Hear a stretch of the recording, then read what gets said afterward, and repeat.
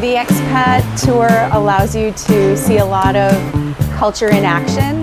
We went to a cooking class with the indigenous families, and they allowed us to pick the foods from their garden and to prepare our own meal. And this really gave us an insight into how a family lives in the indigenous lands. We also have been able to see just the various areas of the country, from the mountains to the coast and in between, and to meet the expats along the way as well, and for them to be able to tell us a lot about their experiences of living here.